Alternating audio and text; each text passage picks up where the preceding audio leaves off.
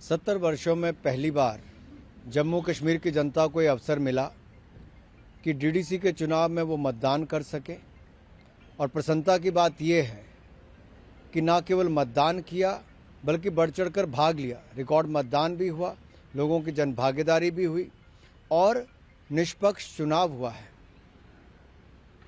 डराने का प्रयास किया गया, धमकाने का प्रयास किया गया, लेकिन लोगों ने बढ़ चढ़कर भाग लिया। ये लोकतंत्र की जीत है। नरेंद्र मोदी जी का सपना जो था कि नीचे तक पंचायत के चुनाव, बीडीसी के चुनाव, डीडीसी के चुनाव हों, वो सब हुए और आज नतीजे भी आएंगे।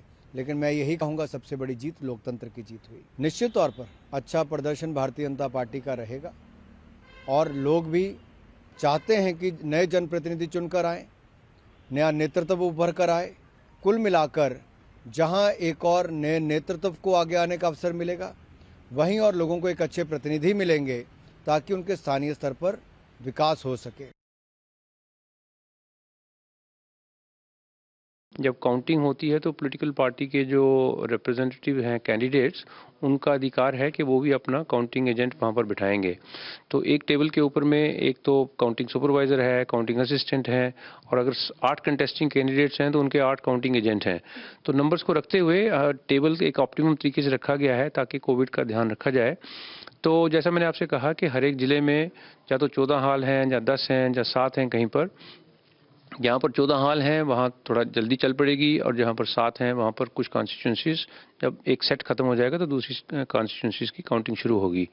तो इसके लिए एक काउंटिंग की काफ़ी जो हमारे स्टाफ होते हैं, इनकी पास्ट प्रैक्टिस बहुत होती है। तो ये एक तरीके से काफ़ी जानकारी रखते हैं कि कैसे सिक्योर और ट्रांसपेरेंट तरीके से बैलेट्स को काउंट करना है। लेकिन ये बड़ी इंपॉर्टेंट वो है, बैलेट्स को वैलिड डिक्लेयर करना, उसके बाद में अगर किसी बैलेट के ऊपर में कोई प्रॉब्लम है तो एक व्यू लेना कि ये ठीक है कि नहीं। तो ये सारा काम जो काउंटिंग सुपरवाइज़र है और जो कॉन्स्टिट्यूंसी का रिटर्निंग ऑफिसर है वो करता है। इन सबको करने के लिए चूँकि काउंटिंग डिस्ट्रिक्ट हेडक्वार्टर में हो रही हैं, तो पुलिस की तरफ से सारे इंतज़ाम हर एक काउंटिंग सेंटर के ऊपर बने हुए हैं। बैलेट बॉक्सेस को स्ट्रांग रूम से लाना, काउंटिंग सेंटर तक ले आना, वो सारा प्रोसेस भी एक सिक्योर है। उसके लिए बड़ी सारी जगह में एक सेग्रीगेशन रहती है, वायर फेंसिंग टाइप, और ये इंश्योर किया जाता है कि जब बैलेट बॉक्स भरे हुए ट्रैवल कर रहे हैं स्ट्रांग रूम से काउंटिंग सेंटर में, तो वो पूरी एक पुलिस की उसमें सिक्योरिटी रहती है और उसके साथ वो आते हैं, और कोई इसमें कमी रहती नहीं है। जो प्रोसेस हमारे लोगों ने डिस्ट्रिक्ट लेवल पे सेटअप किया हुआ है।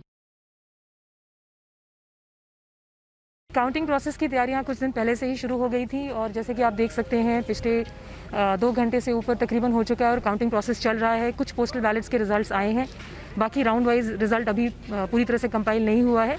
मुझे लगता है अभी 6:30-7 बजे तक फाइनली ये प्रोसेस कंप्लीट होगा। देखिए, भारतीय जनता पार्टी के लिए आज बहुत बड़ी खुशखबरी है कि डीडीसी के चुनाव में हम जम्मू रीजन में तो बहुत तेज़ी से आगे बढ़ रहे हैं। कश्मीर वैली में भी हमने बहुत अच्छा मुकाबला किया हुआ है, और जैसा भारतीय जनता पार्टी कहती थी, कश्मीर वैली में भी पहला कमल खिल गया है। यहाँ से इंजीनियर एजाज हुसैन जीत गए हैं और कई सीटों पर हम बहुत तेज़ी से आगे बढ़ रहे हैं, और हमें पूरी उम्मीद है कि हम कश्मीर वैली में भी अच्छी सफलता प्राप्त करेंगे। पूरा देश जिस तरह मोदी जी के साथ है, जम्मू और कश्मीर भी प्रधानमंत्री नरेंद्र मोदी जी के साथ। सर, ये पूरे देश की विक्ट्री है। जो कुछ टाइम पहले कुछ लोग बोल रहे थे कि यहाँ तिरंगा उठाने के लिए नहीं होगा, लेकिन आज भारतीय जनता पार्टी का कमल खिल रहा है। तो ये जितने लोग हैं यहाँ पे, उनका मोहब्बत और उनका विश्वास है प्राइम मिनिस्टर के प्रति, इसलिए हमने यहाँ पे सीट हासिल की है। और जितनी अलायंस ने यहाँ प्रोपेगेंडा फैलाया था, कम्युनलिज्म फैलाई थी, वो लोग चाहते थे कि बीजेपी को दूर रखना, लेकिन बीजेपी यहाँ दूर नहीं रखेगी। बीजेपी आज वाकई में बीजेपी श्रीनगर में घुसी है, और आने वाले टाइम में हम लोग असेंबली में। बीजेपी की श्रीनगर में जीत कितनी बड़ी, कितना मायने? सर, ये आप उनसे पूछ सकते हैं जो अलायंस वाले कुछ दिन पहले बोल रहे थे, सब इकट्ठा हुए थे, सब इकट्ठा जंग लड़ रहे थे भारतीय जनता पार्टी के खिलाफ, और आज उनको सबको स्वीकार करनी पड़ेगी अपनी हार की। आपके लिए कितना टफ फाइट?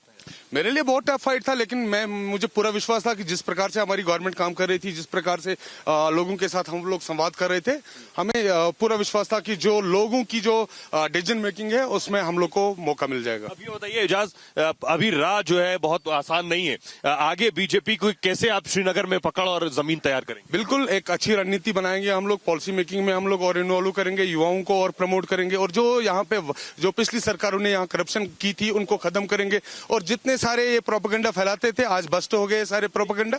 मेरा सवाल ये है कि वो उन लोगों को क्या जवाब देंगे जो कह रहे थे यहाँ कोई तिरंगा उठाने वाला नहीं मिलेगा? उन लोगों को क्या जवाब देंगे जो इलेक्शन आते ही एक साथ मिलकर चुनाव लड़ने? ये तो उनके लिए शेम है, उनको शेम है। मैं बोलता हूँ उनको शर्म के मारे डूब जाना चाहिए। मैं उनको पूरे कश्मीर की ओर से बताना चाहता हूँ कि यहाँ कश्मीर का हर एक फर्द अपने तिरंगे के सम्मान के लिए, आन बान के लिए खड़ा है, और जितने प्रोपेगेंडा करेंगे उतना ज्यादा हम लोग कमल खिलेगा। और आने वाले टाइम में आप जिस प्रकार से हमने यहाँ पहली सीट दर्ज की है, आने वाले टाइम में आप देखेंगे भारतीय जनता पार्टी के असेंबली मेंबरान भी होंगे और पार्लियामेंट मेंबरान भी होंगे, वो दिन दूर नहीं।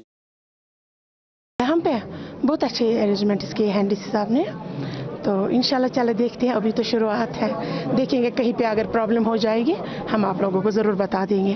फिलहाल तो इंशाल्लाह होप तो है इंशाल्लाह कि कांग्रेस से मैं 46 वार्ड से मैं कैंडिडेट हूँ, तो मुझे पूरी उम्मीद है। लोगों ने डेवलपमेंट का साथ दिया है, लोगों ने सेकुलरिज्म का साथ दिया है,